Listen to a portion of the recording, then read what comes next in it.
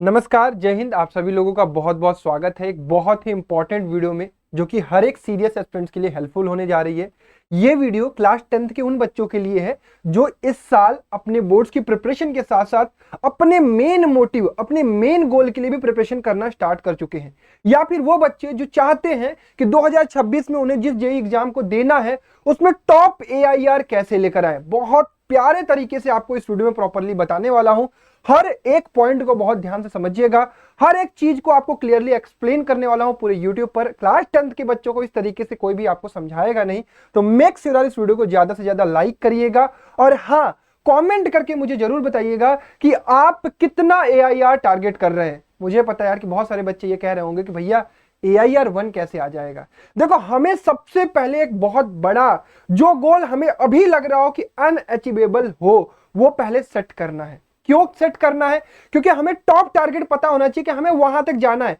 मुझे पता है कि स्टेप बाय स्टेप चलना है, लेकिन टॉप टारगेट तो क्लियर होना चाहिए कि हाँ, मेरे को यार एआईआर 1 लाना है। उसका प्रोसेस जो बताने वाला हूं उसको बहुत ध्यानपूर्वक समझिएगा, ध्यानपूर्वक फॉलो करिएगा और आप भी वो चीज अचीव कर सकते हो। क्लास 10th में आप पढ़ाई कर रहे हो इस साल, यानी क्लास 10th 2023-24 में आप दे रहे हो। क्लास 11th में आप कब जाओगे? क्लास 11th में आप जाओगे 2024-25 में, ठीक है। क्लास 12th में आप कब जाओगे? 2025-26 में। यानी इसी साल आपको जेई का एग्जामिनेशन देना है। जेई 2026 में आप अपीयर होने जा रहे हो। क्लास 10th के बच्चे जो 2024 का बोर्ड एग्जामिनेशन देने वाले हैं, जेई 2026 में देने वाले हैं। आप सभी लोगों को अगर नहीं पता है तो मैं कुछ चीजें आपको क्लियर कर दूं कि जेईई एग्जाम एक ऐसा एग्जाम है जिसमें बहुत सारे एस्पिरेंट बैठते हैं। इस एग्जाम को आप 2 बार दे पाते हो, एक तो 12th में और एक ड्रॉप ईयर में, ठीक है। ड्रॉप ईयर का मतलब 13 में। इसमें आपको पहला अटेम्प्ट आपको मिलता है जेईई मेंस में बैठने का। फिलहाल 2024 की अगर मैं बात करूं तो इसके 2 अटेम्प्ट होते हैं। 2 अटेम्प्ट में से आपका बेस्ट अटेम्प्ट लिया जाता है। साथ ही साथ जेईई मेन जब आप क्वालिफाई करते हो, आप जेईई एडवांस देते हो। जेईई एडवांस जब आप क्वालिफाई करते हो और इसमें रैंक लाते हो तो आपको आईआईटी कॉलेजेस में एडमिशन मिलता है। जेईई मेंस में कितने अभी लगभग एस्पिरेंट बैठ रहे हैं? 11 से 12 लाख बच्चे जेईई मेंस का एग्जामिनेशन देते हैं, 12th वाले और ड्रॉप ईयर वाले। जेईई मेंस से जो क्वालिफाई करते हैं बच्चे जेईई एडवांस के लिए, वो बच्चों की संख्या होती है 2 लाख। यानी 12 लाख में से 2 लाख बच्चे सिर्फ बचे हुए हैं जो जेईई एडवांस के एग्जामिनेशन में बैठेंगे। अब जेईई एडवांस का एग्जामिनेशन कितने बच्चे क्वालिफाई करते हैं और कितने बच्चों को आईआईटी में सीट मिलती है और कितने बच्चों को एनआईटी में सीट मिलती है? अप्रोक्सीमेटली 10,000 बच्चों को आईआईटी में सीट मिलती है और अप्रोक्सीमेटली 23,000 बच्चों को एनआईटी में सीट मिलती है। आईआईटी में सीट कैसे मिलती है? जब आप जेईई एडवांस में टॉप रैंक लाते हैं। यानी आईआईटी कॉलेज में आपको जेईई एडवांस के बेसिस पर रैंक मिलती है, कॉलेजेस मिलते हैं, और एनआईटी कॉलेज में आपको जेईई मेंस के रैंक पर मिलती है। कुछ मैं आपको कॉलेजेस की लिस्ट दे रहा हूं कि वो सारे कॉलेजेस जो आप पा सकते हैं टॉप एआईआर जब आप स्कोर करते हैं। आईआईटी क्या है? Indian institute of technology. और एनआईटी क्या है? National institute of technology. सबसे पहले मैं आपको आईआईटीज के कुछ लिस्ट बता दे रहा हूं, फिर इंपॉर्टेंट सारी बातों पर डिस्कस करेंगे। इस वीडियो को बहुत ध्यानपूर्वक ही देखिएगा, हर चीज आपको समझ में आएगी। आईआईटी कॉलेज की लिस्ट अगर मैं बात करूं तो IIT Delhi, IIT Dharwad, IIT Guwahati, IIT Bhubaneswar, IIT Roorkee, IIT Gandhinagar, IIT Ropar, IIT Jodhpur, IIT Hyderabad, IIT Patna, IIT Varanasi BHU, IIT Kanpur, IIT Tirupati, IIT Indore, IIT Dhanbad, IIT Palakkad, IIT Bhilai, IIT Bombay, IIT Kharagpur, IIT Mandi, IIT Madras और आईआईटी गोवा। मैं चाहता हूं कि आप कमेंट करके अपना ड्रीम कॉलेज जरूर मुझे बताइएगा। इसके बाद आपकी कुछ जो एनआईटी कॉलेजेस की लिस्ट है वो है NIT Trichy, NIT Durgapur, NIT Rourkela, NIT Allahabad, NIT Surathkal, NIT Calicut, NIT Warangal, NIT Kurukshetra, NIT Nagpur, NIT Goa, NIT Jalandhar, NIT Delhi, NIT Patna, NIT Bhopal, NIT Srinagar, NIT Goa, NIT Agartala, NIT Manipur, NIT Jamshedpur, NIT Hamirpur, NIT Uttarakhand, NIT Puducherry, NIT Arunachal Pradesh, NIT Sikkim, NIT Mizoram, NIT Nagaland, NIT Andhra Pradesh. ये सारे कॉलेजेज हैं जो कि आपके इंडिया के टॉप इंजीनियरिंग कॉलेजेस हैं। अब थोड़ी बात कर लेते हैं यार कि इंपॉर्टेंस ऑफ आईआईटी क्या है, इंपॉर्टेंस ऑफ जेईई क्या है। देखिए, जेईई एक ऐसा एग्जाम है जो कि आपको एक प्लेटफॉर्म देता है सबसे पहले एक अच्छे कॉलेज में पहुंचने का। हर बच्चा यही कोशिश करता है उसे टॉप गवर्नमेंट कॉलेज में एडमिशन मिले। वो आप तभी आप पहुंच पाओगे जब आप पूरे डेडिकेशन के साथ क्लास 10th, क्लास 11th और क्लास 12th में मेहनत करोगे।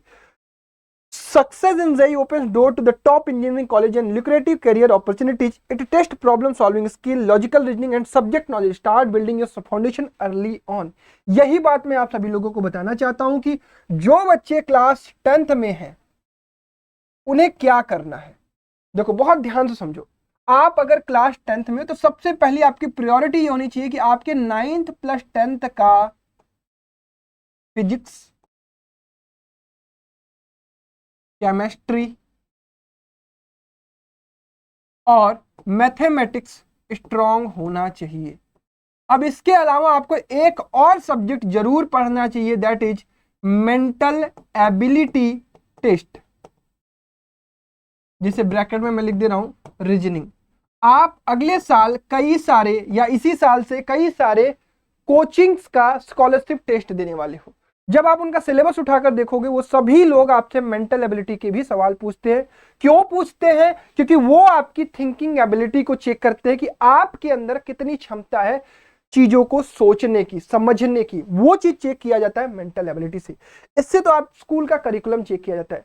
तो क्लास 10th के बच्चे को 9th प्लस 10th का ये 4 सब्जेक्ट स्ट्रांग रखना है। बहुत सारे बच्चे सोच रहे होंगे भैया इसको हम कहां से कर सकते हैं, हमें तो केवल और केवल बोर्ड्स का कंटेंट पढ़ाया जाता है। हमारे रैंकर्स एनटीएससी के प्लेटफॉर्म पर हमारा एक प्ले स्टोर पर एप्लीकेशन है रैंकर्स एनटीएससी। अगर अभी भी आप इस वीडियो को देख रहे हैं और आप इंटरेस्टेड हैं तो उस पर एक स्पार्क बैच अवेलेबल है। इसमें रिकॉर्डेड लेक्चर मिलते हैं प्री फाउंडेशन के, रिकॉर्डेड लेक्चर प्लस टेस्ट आपको मिलता है फॉर द प्री फाउंडेशन। जिस चीज की मैं आपसे रिक्वायरमेंट कर रहा हूं कि आपको ये चीज करना है, तो अगर आप भी प्री फाउंडेशन करना चाहते हैं तो स्पार्क बैच में आप एनरोलमेंट कर सकते हैं। उसकी प्राइसिंग बहुत लो है, 1999 में आपको 2 साल का content complete properly digital board पर वीडियो लेक्चर रिकॉर्ड करके एक प्रीमियम क्वालिटी कंटेंट अपलोड किया गया है। उसके साथ डीपीपी, उसके साथ स्टडी मटेरियल, उसके साथ आपके क्वेश्चंस, उसके साथ आपका टेस्ट शेड्यूल, सब कुछ वहां पर है। तो जो भी बच्चे अभी भी सीरियसली अपने 9th-10th के करियर को बहुत बूस्ट करना चाहते हैं, वो चाहते हैं कि भैया हमें भी फ्यूचर में जेईई देना है, हम 9th-10th को अपना स्ट्रॉन्ग करना चाहते हैं, तो मेक श्योर आप स्पार्क बैच में एनरोलमेंट कर लो। तो आपको चीजें समझ में आ गई कि क्लास 10th में आपको क्या करना है। अब चीजों को आप स्टेप बाय स्टेप समझिए कि आपको क्या करना है जेईई अगर आप क्रैक करना चाहते हो, जेईई में टॉप एआईआर लेकर आना चाहते हो। सबसे पहली चीज, आप 10th से जब 11th में जा रहे होगे, आप कॉन्फिडेंट होने चाहिए। कॉन्फिडेंट किस चीज के लिए होने चाहिए? कि मुझे 9th प्लस 10th का बेसिक्स आता है, बेसिक्स आता है। जब आप 11th में एंट्री करोगे, आपको असली जेईई की तैयारी 11th से करनी है। मैंने ये नहीं कह रहा हूं कि आप 9th और 10th में पढ़ते हुए 11th का सिलेबस खत्म कर दो या 11th में घुसते ही 12th का सिलेबस खत्म कर दो, ऐसा कतई नहीं कर रहा हूं मैं। बहुत सीरियसली मैं आपको बता रहा हूं कि 9th-10th में आपको स्ट्रांग बनना है। स्ट्रांग बनने के लिए आप, जैसे इस बार बोर्ड्स में बहुत सारे डिलीटेड सिलेबस हैं, बट वो सारे कॉन्सेप्ट यूज होते हैं जेईई के एग्जामिनेशन में या फिर जेईई के सिलेबस में, वो चीज आपको नहीं छोड़नी है। ये बहुत सारे बच्चे छोड़ रहे हैं। सीरियस एस्पिरेंट इसकी तैयारी कर रहे हैं। हमारे स्पार्क बैच में आओगे, वहां पर हम सारी चीजें पढ़ाते हैं। अब अगर आप 11th में जब एंट्री करोगे तो वहां पर आपको एक प्रॉपरली शेड्यूल बनाना है कि हमें इस तरीके से पढ़ाई करनी है, और उस शेड्यूल को आपको properly through out the session आपको पढ़ना है। आप सबसे पहले जेईई का सिलेबस पता करोगे, यार जेईई में क्या क्या चीजें पूछी जाती हैं। 11th में जब आप रहोगे तो 11th की चीजें पढ़ोगे, फिर आप एक शेड्यूल बनाओगे, और शेड्यूल बनाने के बाद एक सोर्स और रिसोर्स खोजोगे। इस सोर्स का क्या नाम होगा? कोई ऑफलाइन कोचिंग, ठीक है। क्योंकि अभी देखो आप लोग छोटे छोटे हो, बहुत सारे बच्चे मुझे पता है कि ऑनलाइन कोचिंग को भी प्रायोरिटी दे रहे हैं, ऑनलाइन कोचिंग सस्ता है। बट मैं आपसे कहता हूं कि अगर आप सीरियस एस्पिरेंट हो, 9th-10th में सीरियसली पढ़ाई कर रहे हो, तो आप किसी भी कोचिंग का स्कॉलरशिप टेस्ट दोगे तो मेक श्योर, मुझे यह लगता है कि आप 90%, 100%, 80% स्कॉलरशिप वहां निकाल लोगे, तो आपकी फीस बहुत कम हो जाएगी। मैं आपको कहूंगा, रिकमेंड करूंगा कि अगर आप सीरियस एस्पिरेंट हो तो जाओ ऑफलाइन में बैठो। ऑफलाइन में बैठोगे तो बहुत सारे बच्चों से आपका कंपटीशन होगा, आपको एक माहौल मिलेगा ताकि आप अपने आप को और बढ़िया प्रिपेयर कर सको। और जो बच्चे अभी नहीं कर पा रहे, जो जिनको फीस ज़्यादा लग रही होगी वो ऑनलाइन भी कर सकते हैं। तो आपने रिसोर्स और सोर्सेस सारी चीज़ें ढूंढ ली, फिर आप अपने करियर में जेईई की प्रिपरेशन को प्रॉपरली स्टार्ट करोगे।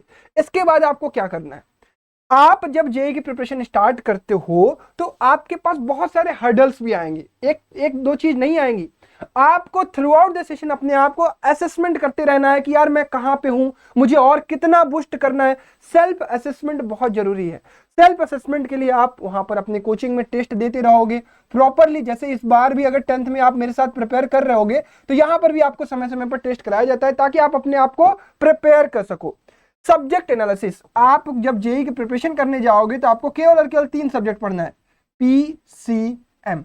इन तीनों में आपको मास्टरी करनी है, कोई भी एक आपको फेवरेट नहीं बनाना है, हर तीनों को आपको प्रॉपरली बैलेंस करते हुए चलना है। यानी आपको एक चीज और समझ में आ रही हो कि भैया अगर मुझे जेईई में टॉप AIR लाना है तो मुझे तीनों सब्जेक्ट को बैलेंस करके चलना पड़ेगा। गाइडेंस, हर चीज की अगर आपको कोई दिक्कत आती है तो आप अपने भैया से, कोई मेंटोर से, अपने टीचर से, अपने डाउट वाले टीचर से हमेशा कांटेक्ट में रहेंगे कि भैया मुझे ये दिक्कत आ रही है, मेरे को ये टेस्ट में प्रॉब्लम आ रही है, मेरे को इस टॉपिक में प्रॉब्लम आ रही है। हमेशा उस चीज को क्लियर करते हुए चलेंगे।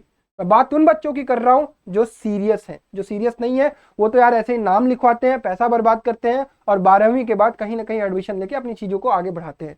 देखो मैं चाहता हूं कि आप अगर चीजों को सीरियसली ले रहे हो तो एक ट्रैक पे रहो और अपने काम को फुल्ली फुलफिल करो। पढ़ाई कैसे की जाती है, देखो आप 9th-10th में पढ़ रहे हो, अभी कैसे पढ़ रहे हो, चीजों को ऑनलाइन देख रहे हो, यूट्यूब पर देख रहे हो, बहुत सारे सोशल मीडिया पे भी बहुत सारे बच्चे पहुंच रहे हैं। अभी आपको उन चीजों से बचना चाहिए। आपको पढ़ना कैसे चाहिए, देखिए बहुत सारे बच्चे जैसे हॉस्टल में रहते हैं, कई सारे बच्चे अपने कजन्स के साथ रहते हैं, कई सारे बच्चे अपने भैया दीदी के साथ रहते हैं, तो उनके साथ भी आप बैठ के पढ़ सकते हो। या अगर आप अकेले रहते हो तो अकेले भी पढ़ो, कोई दिक्कत नहीं है। दूसरी चीज, चीजों को आपको मेमोराइजेशन पावर आपको इंक्रीज करनी है। जब आप प्री फाउंडेशन करते हो तो आपको वहां सिखाया जाता है कि चीजों को याद कैसे किया जाता है, कुछ निमोनिक्स बनाए जाने सिखाए जाते हैं। जैसे कई सारे बच्चे जो होते हैं नीट के फील्ड में जाएंगे तो वहां पे इसकी बहुत जरूरत होती है। साथ ही साथ इसकी केमिस्ट्री में बहुत जरूरत होती है। चीजों को लर्न भी तो करना होता है, समझना तो बहुत अच्छी बात है बट आपको एग्जामिनेशन में वो सारी चीजें लर्न होनी चाहिए। तो इसके लिए ये चीज आप यूज करने वाले हो, flash card and the mnemonics.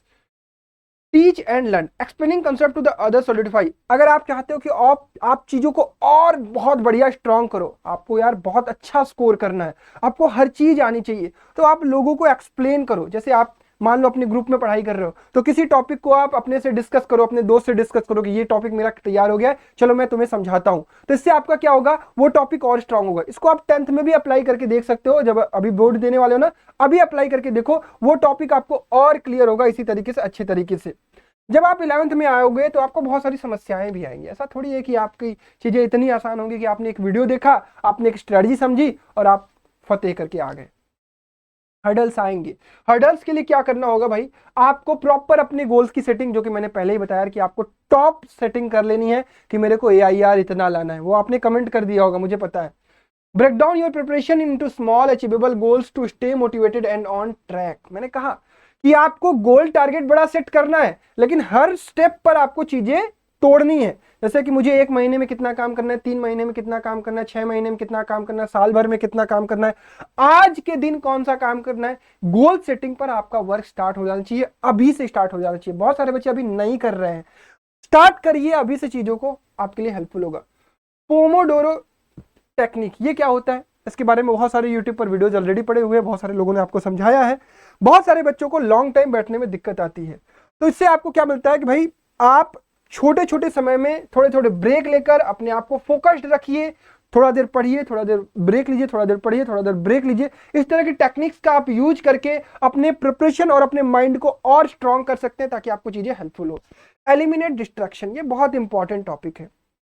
आप जैसे आज इस वीडियो को आप YouTube पर देख रहे हो, आप अभी YouTube पर थोड़ी देर मोटिवेटेड रहोगे कि हाँ यार मुझे भी AIR1 लाना है, मुझे भी IIT में जाना है, मुझे भी टॉप कॉलेजेस में जाना है, मुझे भी बहुत पढ़ना है, मुझे भी अभी से सीरियस होना है। मैं अभी 11th में जब एंट्री करूंगा तो मुझे सब कुछ बेसिक्स स्ट्रांग होगा। उसके लिए तुम सोच रहे हो कि मैं बैच भी ले लूँ, वहां भी पढ़ लूँ, पर तुम ये सोचते रहते हो क्यों, क्योंकि तुम थोड़ी देर बाद सोशल मीडिया पे जाते हो, वहां पे तुम्हें बहुत इंटरेस्टिंग, बहुत इंटरटेनिंग चीजें मिलती हैं और वहीं पर तुम डिस्ट्रैक्ट हो जाते हो और गोल से अपने भटक जाते हो। तुम लोग यही चीज नहीं समझ रहे हो कि इसके लिए तुम्हें प्रॉपर टाइम मिलेगा यार। देखो एक अच्छे कॉलेज में जब पहुंचोगे तो तुम्हारे पास लाइफ को वहां एंजॉय करने के लिए टाइम मिलता है। फर्स्ट ईयर जो होता है, जो 12th के बाद आप एक अच्छे कॉलेज में पहुंच गए, वहां पर अब आपके पास कई सारे रास्ते खुलते हैं, केवल पढ़ाई की नहीं, खेल कूद, डांस, सिंगिंग, क्रिएटिविटी, बहुत से यूट्यूब, बिजनेस, स्टार्टअप, बहुत सारी चीजें हैं। हर बच्चा अपने आप को एक्सप्लोर करता है वहां जाके। लेकिन आपको क्या लगता है, आप अभी आए हो, तुरंत इस मार्केट में आ जाओ। यहीं पर आपको पेशेंस रखना है। आप अभी आपको सोशल मीडिया का यूज करना ही नहीं है। आपने यूट्यूब पर चीजों को अगर रखा है तो पढ़ने के लिए रखा है। अगर आपका काम हो गया, आपने वीडियो देख लिया, आपने चीजों को समझ लिया, आपको पढ़ाई नहीं करनी है, तो अपने फोन को अपने पेरेंट्स को दे दो। लेकिन वो तुम करोगे ही नहीं। क्यों? क्योंकि तुम्हें तो रील्स भी चलानी है, तुम्हें स्नैप भी बनाने हैं, तुम्हें शॉर्ट्स भी देखने हैं। इससे आपको रोकना है अपने आप को। अगर आप सीरियस स्टूडेंट हो, बहुत सारे सीरियस स्टूडेंट की जब आप जेईई एडवांस टॉपर की आप इंटरव्यू सुनोगे ना, वहां पे वो सारी बातें कहता है कि मुझे ये चीजें अभी नहीं करनी थी। अब वो कॉलेज में जाएगा, अब वो सब करेगा जो तुम तब कर रहे थे जब वो नहीं कर रहा था। समझ रहे हो? Mock test and practice paper, इसकी हैबिट आपको डालनी पड़ेगी। बहुत सारे बच्चे डरते हैं इससे। जो मेरे बैच में बच्चे हैं ना, हर 2 हफ्ते में उनका टेस्ट होता है, कभी पार्ट टेस्ट होता है, कभी फुल टेस्ट होता है। तो उनके अंदर से एक टेस्ट का एक जो डर होता है वो दूर हो जाता है, और आपको रेगुलर टेस्ट देना पड़ेगा। तभी तो आप चीजों को रिवाइज करोगे, याद करोगे। इसीलिए रेगुलर मॉक टेस्ट, अपने परफॉर्मेंस को एनालाइज करना और रिवीजन और प्रैक्टिस ज्यादा से ज्यादा करने के लिए आपको मॉक टेस्ट और प्रैक्टिस पेपर लगाने पड़ेंगे। तो ये भी आपके प्रिपरेशन का एक पार्ट है जो कि आपको आगे फुलफिल करने को मिलेगा। अब ये सारी चीजों का कंक्लूजन क्या है? देखो, मैं जानता हूं कि अभी आपको लग रहा होगा कि AIR1 भैया मेरा कैसे आएगा, लेकिन आप इस बात को समझो, किसी न किसी का तो AIR1 आएगा। कोई ना कोई तो मेहनत कर रहा होगा, वो आप भी हो सकते हो। लेकिन आपको क्या चाहिए कि आपको रिजल्ट तुरंत चाहिए होता है। तुरंत रिजल्ट नहीं मिलता है। आप एक सीड को अपनी मिट्टी में डालते हो, एक दिन में वो बड़ा सा पेड़ या बड़ा सा पौधा नहीं बनता है, वो समय लेता है। आप रोज उसके लिए मेहनत करते हो, पानी डालते हो, खाद डालते हो, उसकी सेवा करते हो, तब जाके वो बड़ा एक पेड़ बनता है। आपके अंदर भी वो जज्बा है, आप भी वो चीज कर सकते हो, लेकिन उसके लिए आपको dedication, consistency, hard work, smartly चीजों को करना, चीजों को टाइम मैनेजमेंट, पूरा का पूरा डेडिकेशन आपको चाहिए आपके गोल के लिए। वो चीज जब तुम्हारे अंदर आएगी और अगले 3 साल 10th 11th 12th सीरियसली हर डिस्ट्रैक्शन से अपने आप को हटा के अपने काम पर फोकस करोगे, definitely you can get top AIR। अपने टॉप ड्रीम कॉलेज में आप पहुंच सकते हो। उम्मीद करता हूं कि ये वीडियो आपके लिए हेल्पफुल रही होगी। इस तरह की ढेर सारी वीडियोस इस चैनल पर आती रहेंगी। साथ ही साथ हम प्री फाउंडेशन और बोर्ड्स दोनों का कंटेंट बनाते हैं, तो मेक श्योर चैनल को सब्सक्राइब कर लीजिएगा। और ये वीडियो अच्छी लगी होगी तो एक प्यारा सा कमेंट जरूर करिएगा। धन्यवाद। जय हिंद।